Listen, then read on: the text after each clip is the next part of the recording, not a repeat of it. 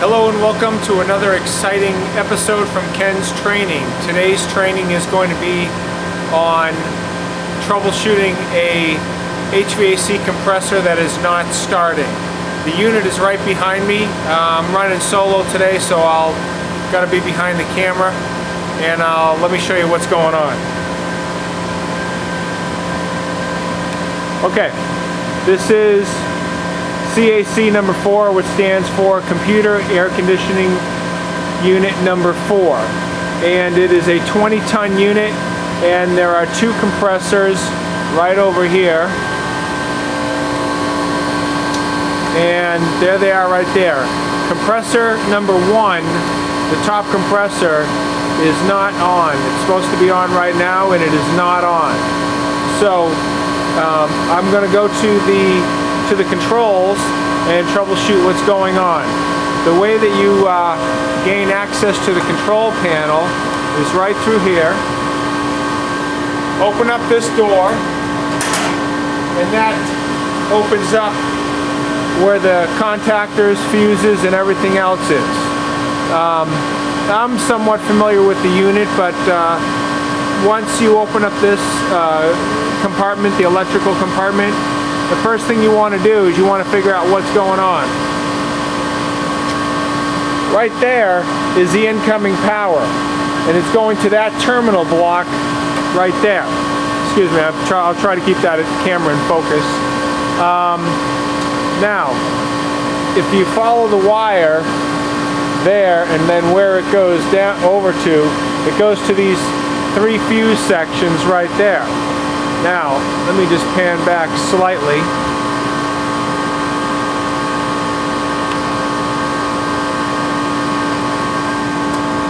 Okay, this one right here, that's going to be compressor number 1. That's the one that I want to troubleshoot.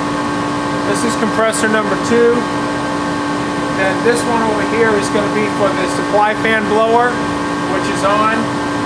And then you've got some other stuff here. You've got some fuses removed because some of the stuff is no longer being utilized. Compressor number 1, contactor, is right here.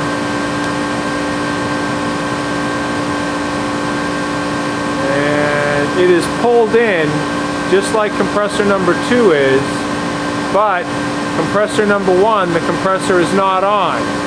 So here you've got a contactor that's pulled in, but what you don't have is a running compressor, and now I need to troubleshoot that. So the first thing I'm going to do is I'm going to put on my PPE, and then I'm going to get my meter and see what's going on. Okay, for my PPE, what I've put on is just some safety glasses, and I've got on my electrically rated gloves here for 600 volts. The voltage coming into this unit is 480 volts. So this is a reasonable protection for hands, and at least my eyes are protected as well. And now we want to jump into the unit. Okay, the first thing that I'm going to do is I'm going to take my meter, which, by the way, my meter is a field piece model SC77, and I'm going to go ahead and put the meter on voltage, which is right there. And I'll try to show you everything. I've got a backlit here, so I'm going to try to show you everything so that you can see it. First thing I want to check is I'd like to verify that my fuses are okay. So I know that I'm coming in at 480 volts. So I'm just going to go ahead and put my meter here. And I'll just check on the downstream side right here. Right there, and that's 480 volts on the first check. Here I hit the hold button so that you can see that. So on the first check, that's 480 volts. I'll go ahead and release that hold, and that's on fuses A and B, which are the first 2 fuses, 1 and 2. So now I'll just check A and B, or I'll just do B and C. Alright, and I held that, and on B and C, that's also 480 volts. So all the fuses are good. Alright, if I wanted to do another check on the fuses, what I could do is I could check from the top of the fuse down to here to see if I receive any voltage. If I got a voltage differential, then I would know that that fuse is blown. Let me see if I can show you that. Okay, so I'm going to check here to here, and if you can see the meter, it's showing that there's no voltage. Fuse number 2, no voltage. Fuse number 3, no voltage. So we're totally good there. So I know coming down to the top of my contactor, I know I've got 3 good lines of electricity, and it's all 480 volts. Now let me just show you right in there. Okay, so now we want to check that contactor out and see what's going on with that. Okay, now if I go to the bottom of my contactor, I'm going to check the same thing there. 480 volts is what I should be getting. On A and B, I'm getting 259 volts. Let me hold that. Alright, so 259 on A and B. Obviously there's something going on with that contactor. Alright, let me release that, and we'll do B and C.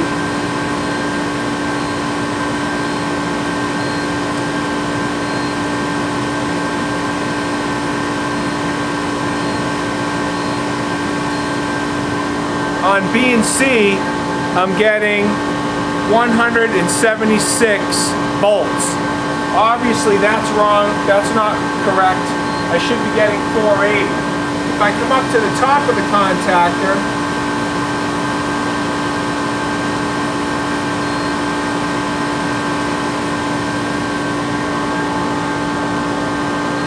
on A and B, you'll see right there 480 volts. Well, this contactor definitely has a problem. Another verification that I can do is go down through the pole. So on phase A, I'm going to put my meter at the top of phase A and at the bottom of phase A, and I'm getting no voltage differential. Phase A is okay. I'm going to do the same thing with phase B. 280 volts. Hang on a second, I'm going to try to show you that.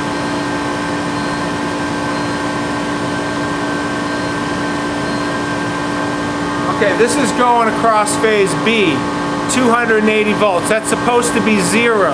I'm not supposed to be getting a voltage differential on a closed contactor. Now, as another check, I'm going to take and put my meter on amperage, and now I'm going to go ahead and see if I'm getting any amperage across any of the legs. So let me try phase A.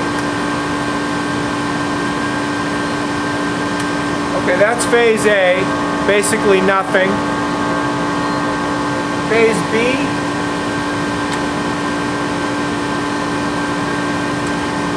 basically nothing on phase B. And now I'll do phase C.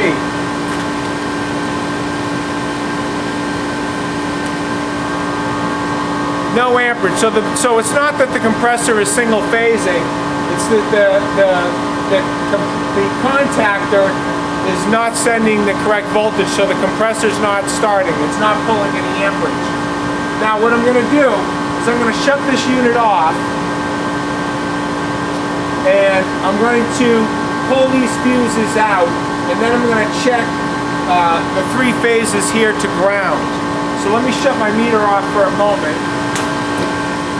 Alright, let me take these gloves off, hold on. Alright, now I want to shut the unit off. There's an on-off switch right here. I'm just going to shut the unit off. Now the compressor is still on because the unit's going through a pump down right now. Let me bring you over here to the compressors. Okay, it just kicked out. So right now, all the compressors are off. Everything is down, but I still have electricity coming in right there. So what I'm going to do is I'm going to take and shut off that main disconnect switch. Now before I do that, what I'm going to do is just take my meter one of the beautiful things about this particular meter, let me show you. This meter has a button right here called NCV. It's the middle button. When you push that, it's non-contact voltage. When you go up against electricity, the light comes on and it makes a buzzing sound telling me, hey, you got electricity right there. I mean, if I wanted to, I could put my meter on voltage because I have open conductors there. And let me just try to show this to you as well. With the gloves, it's a little clumsy. Okay, so from here to here, you'll see 480 volts. Hopefully you're seeing that. So we know that the electricity's still on. Well, of course it's still on because my breaker is still on. My disconnect rather, my main disconnect. So I shut this off. Now what I'm going to do is I'm going to come over here and I'm going to open that disconnect switch. Right now that switch is in the up or closed position. I'm going to throw that down, looking away. Right now there should be no electricity going to the unit. I still want to confirm that in case that disconnect switch had a malfunction. So the first check that I'll do is I'll do an NCV check, like I was just explaining. So I'll just hit the middle button here, and everything is quiet. So I know I got nothing on, but just as a verification, I'll just put my meter on voltage and go ahead and do a backlit here, and I'll go ahead and test from here to here, here to here, nothing. As a further check, I can put this on ground, a ground source, and just go to ground on all of these. So right now I've got no electricity, I'm safe. So what I'm going to do now is I'm going to come over here. Okay, I switched over my gloves to just regular work gloves here because they're easier to work with than the electrical gloves. Then I've got a pair of channel locks here. And what I'm going to do is I'm going to pull out these 3 fuses very gently, pulling from the top and then pulling it out. Even though I verified that there's no electricity, I'll still work in a safe environment for myself, pulling from the electricity load source coming in first and then pulling out the one down the bottom. Okay. So I'm just trying to grip, slightly turn that, and then same with the bottom. And I'm going to pull out all 3 fuses here. These are 30 amp fuses.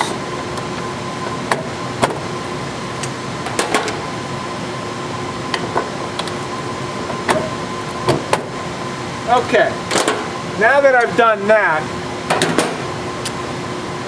there's no way that I have electricity on any of these 3 legs. I've just pulled out the fuses. There's no bridge of electricity. So we know that no matter what, I'm completely safe here. This is open, nothing's going on here. Now what I'm going to do is I want to put my meter on ohms because I want to see, this is a 3-phase compressor. I would love to know right now exactly what the ohm reading is on that compressor to see if this compressor possibly short cycled. Hang on one second. Okay, now I'm going to try to zoom in on that contactor a little bit. Okay, there are 3 phases going to the compressor. We want to know what the phase is, what the ohm reading is, phase to phase and phase to ground. So I'm going to take my meter. Okay, so here we go. We're going to test compressor number 1. I'm going to put this on ohms. The unit's off. There's no electricity. I'm going to give you a backlit. So first I'm going to check phase A to B. So right there, A to B. 2.6 ohms. Let's go B to C. 2.6 ohms. Let's go A to C. 2.7. That's fine. We are good on all those readings. Let's make sure the compressor is not grounded now. Now what I want to do is I want to find a good ground source for my meter, and if there's a green lug Let me show you that. There's a green lug right over here, right there. I'm going to put my meter on that, and then I'm going to touch each of the 3 phases one at a time to see what's going on. So I'm going to try to set the meter up so that you can see all of this.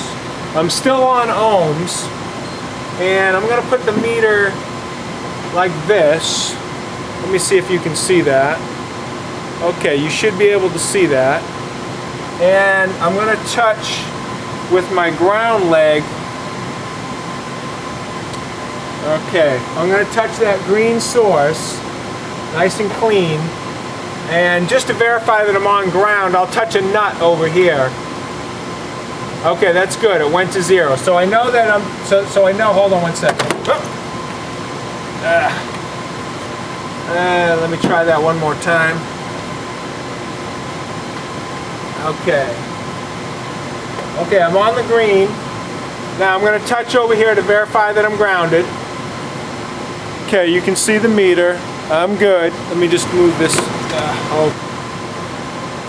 Okay. Now, alright. I'm on the ground.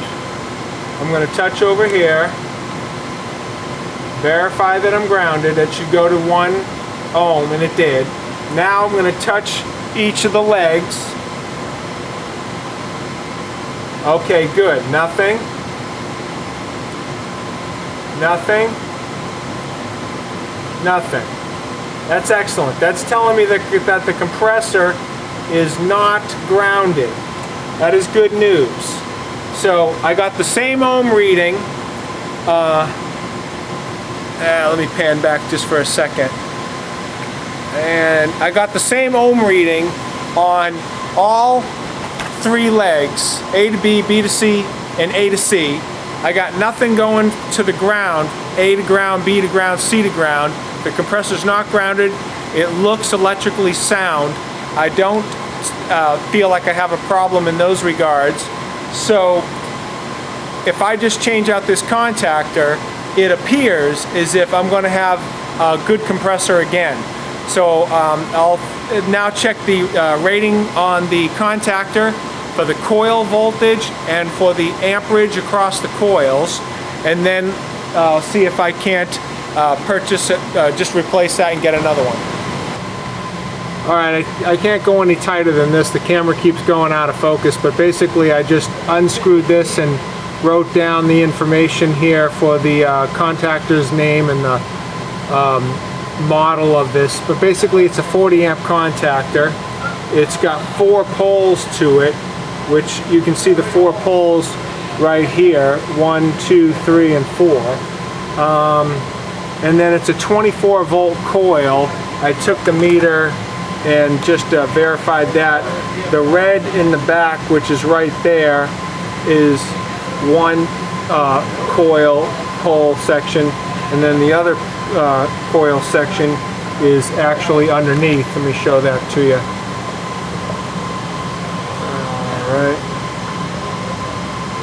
Right there, and it's just a little bit in back. It's that one right there in the back, right there. That's so. And I also took a tape measure, and then I measured out what the size of the coil was, so that I could see what was. In case I can't get this particular contactor, I made like a little sketch. Let me show that to you right here. So I made a little sketch. I just wrote down the information. Okay, this is CAC number 4, compressor 1, contactor. I wrote down the manufacturer's name of the contactor, the model number. It's a 40 amp, and then I wrote down the dimensions, 24 volt coil. So if I can't get the exact same one, I also wrote down the information on the unit, which is Airflow Company, manufacturer's date 7/11/96, and the model and serial number. Their information is right here, and let me show that to you as well. So that way I can try to utilize all angles possible. My goal is to try to get the exact same contactor. I don't have that much space inside of this cabinet once that contactor lands. So I have to stay reasonably within those clearances, and I'd like to get something with the coil on the opposite sides, one at the top, one at the bottom, so I don't have to rewire or anything like that. So that's it for now. I'll get the new contactor and then show you that stage. Thank you. Even though I verified this with the electricity in the on position, here's how you check fuses when you have no electricity. Take your meter, put it on continuity. So basically, when it's on this setting right here, when you touch the two leads together or you have continuity, the meter beeps and a light comes off. So here's my fuses that I took out of that for that compressor number 1. You take one section, you just tap it right in there, take the other section, tap it there, and you should be getting that noise. This fuse is continuity throughout the fuse. It's not blown or it's not open. Now I'll just check the other two. So this is a good double check as well, just to verify that you don't have a fuse problem. All 3 fuses are fine. That's it. I just wanted to show you that real quick. One of the things that I should have explained that I should have done as well is check to see if these screws on the contactor are tight. So I've got the fuses pulled, so there's no electricity here, so I don't have no fear of electricity. So, and I'm just going to check to see if the screws are tight. And indeed, the screws here are tight, so that's not going to be my issue. It's the internal contacts that are bad. Right now I've got an open reading from here to here. So we're going to go ahead and replace this contactor. Now, we do have a spare air conditioning unit here in the data center that is over here. Let me show that to you. Around the corner. And right over here we have a spare air conditioning unit, and that's no longer in service, and he's pulling out a contactor there. It's the exact same one. So what we're going to do is we're going to transfer that contactor to this old unit. We're just using this for spare parts now, and we're going to put that on our unit, and that's it for now. Okay, so I want to test out my contactor now that we pulled out of the other unit. I'm going to put 24 volts on the coil here at the top, A1 and A2 at the bottom. I've got 24 volts jumping from this power source here onto my jumper leads. So I'm going to go ahead and pull that in. Even though it's 24 volts, I'll still use a level of caution here. So when I touch this to here, that should pull in. Here we go. Okay, and it is. I'm going to go ahead and jump on with my jumper cable. I'm going to let that hold. Okay, while that's holding, I'm going to take and do a meter check from here to here to verify that I've got nice closure. That's telling me that all the poles are closed when I'm under 24 volts. And I'm getting nice zero readings, except on this last one. I'm getting an ohm reading here that I'm not exactly happy with. Let me verify that. Let me have a screwdriver. I'm just going to, in case these leads are a little loose here, I'm just going to tighten them up a little to see if that gets a little bit better. But on this last one, I was kind of getting a bad reading. All the other readings were good. Let me try this one more time. All right, here we go.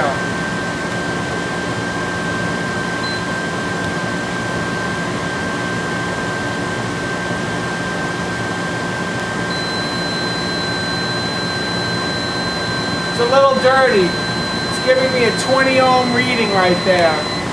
And that really should be giving me a 0 ohm reading. So that's not exactly clean. Okay, so what we did was we changed out the contactor. Here's the contactor, the old one that came out. And then as soon as I take it out, I just write bad on it. When we turn the unit on, I checked the amperage that the compressor was running for a few minutes because of the pressures, and I checked the amperages on all 3 phases, all three phases are pulling below 14 amps and they're all about equal. It's like 13.5. The data nameplate says it can go like 15.8 amps, so we're not stressing the compressor. But the compressor was short cycling, indicating that the contactor may have been a symptom of a different problem. So what I'm going to do is I'm going to throw some manifold gauges on here and see what the pressures are, see what's going on with the refrigeration cycle. We'll show you that next. Okay, so what we did was we put on some manifold gauges on compressor number 1, and we're checking it out. The pressures, go ahead and zoom in here on the pressures, are 65 on the low side and about 210 on the high side. This has got a TXV, so for the to check the charge, you want to use the subcooling method. I've got my temperature probe on the discharge side of the condenser, so the refrigerant temperature coming out of the condenser is at 88 degrees Fahrenheit.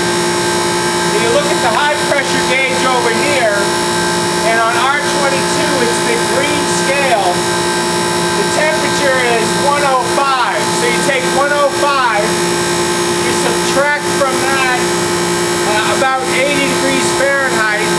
That tells you you're subcooling.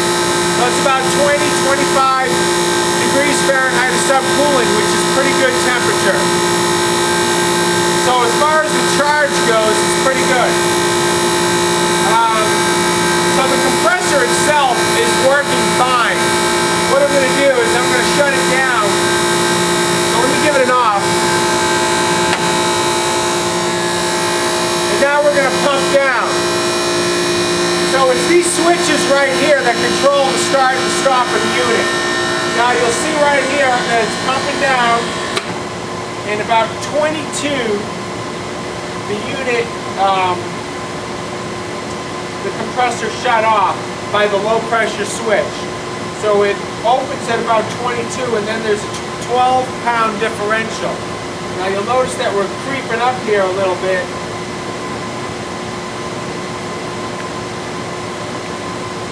And it's in about 1 more pound, the pressure switch will close again and will pump down to maintain that temperature. So this is the cycling that we're hearing. It's going to start any second here.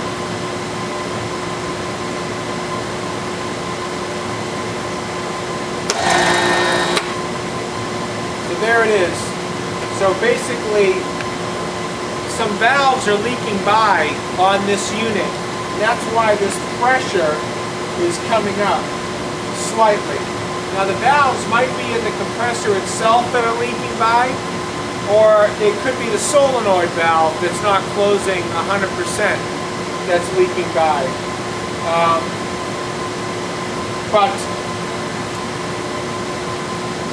So that's the situation that we're under for right here. So the contactor's been replaced, the compressor does run, and when it is asking for it to run, it runs fine.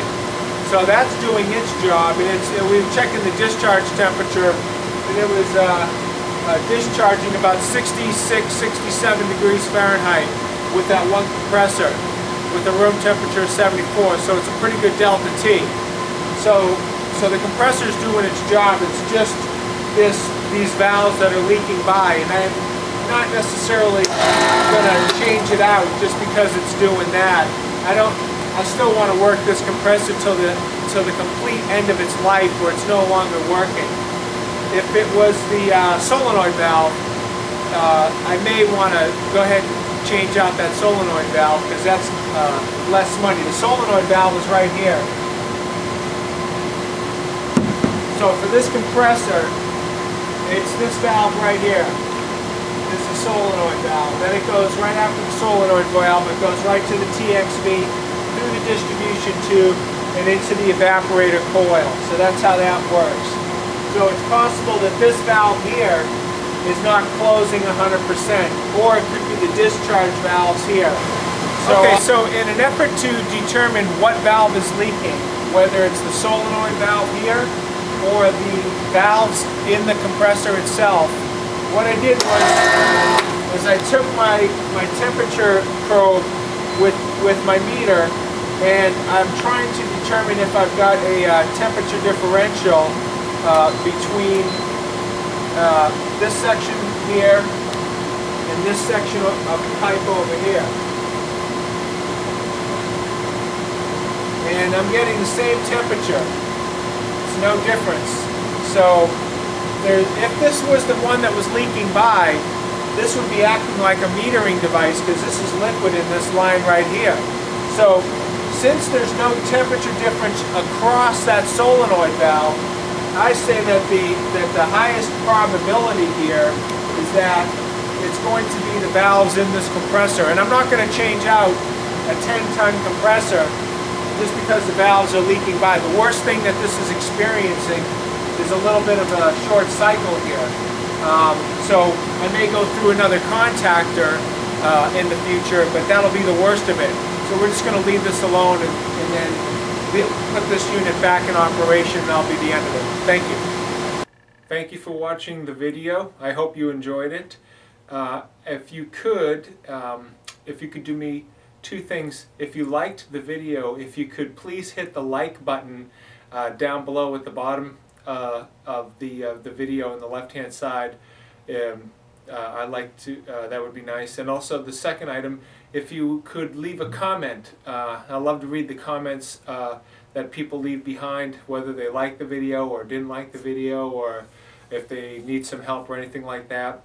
The videos that I create are generally created for the people who work in commercial office buildings in the maintenance department, people that specialize in mechanical, electrical, and plumbing, although we do touch other things like roofing and other trades, drywall, painting, and so forth. But if you have any questions or anything like that, I also would like to share with you my website that I have, which is at kencogliano@wix.com/Ken Training. I am going to provide a link at the end of this segment, so this way if you want to click on that, you can go directly to my website. You can also check out all my videos there, as well as there's a section that you can send me a personal email if you wanted to discuss something that you're working on or anything like that. Thanks again, and I hope you have enjoyed the video that you were watching.